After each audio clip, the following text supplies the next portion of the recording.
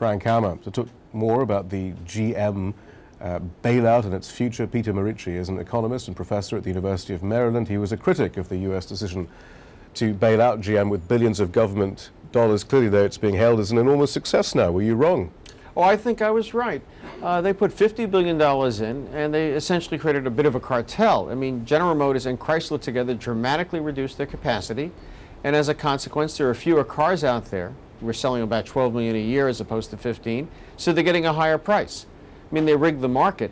In order for the government to get its money out, General Motors has to have a market cap of $80 billion. A much larger company never had a cap of $50 billion. But you sound surprised, though. Isn't capitalism all about rigging markets, despite all of the fine words about free markets? I think you've been reading a little too much Marx. American markets are supposed to be open, and we went through this at the steel industry. 3 of the 4 largest competitors went through Chapter 11. Reemerged, they were reorganized, they are now part of different entities, but they're producing steel, but they have radically different labor contracts, and they don't have the kind of labor unrest that's stewing right now, and you have heard about. But it's not, is it unfair? I mean, the suggestion appears to be then that the entire problem with GM was the fact that its workers wanted $30 an hour and a livable pension. It wasn't the fact that Wall Street was slicing and dicing CDOs and all sorts of exotic financial instruments. That's completely nonsense, isn't it, surely? Well, I don't think I've ever written that it was entirely the labor movement. So why can't people expect a living wage and a retirement in this country? Well, I think they can get a living wage and a retirement, and I think you're phrasing things in a rather rhetorical way.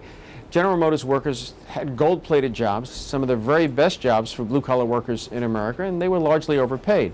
Overpaid? They got, what, $30 an hour? There were lots of erroneous numbers flying around, but they turned out to all be nonsense. The total package was about $79 an hour with fringe benefits. Well, no, that's not quite true. It turned out, actually, that $70 number that we kept on hearing was actually the total cost to GM of all pensions and labor costs and everything else divided by the number of hours worked. The take-home pay was $30, and it was slightly less than Toyota, in fact. I tell you what, we'll just give you your take-home pay, and we'll throw the benefits out the window, and you can buy them at the chain store if you like. But are you saying that the U.S.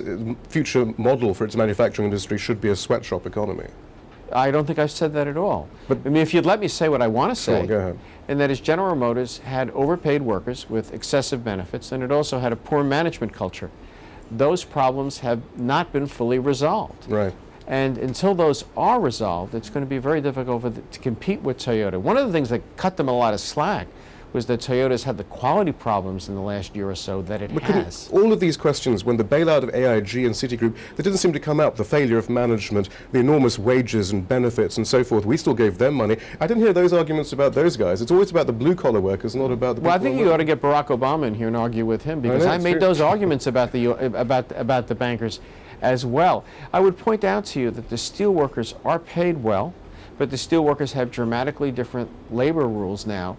And they've gone through a bit of an epiphany, and they're much more cooperative with management, though it's hardly a company union. The UAW still bargains hard, but you don't hear the kind of radicalized rhetoric that you've just thrown around, or that former UAW worker has. That we're seeing all around the world right now. We'll see what happens. Thank you very much, Professor. Take care.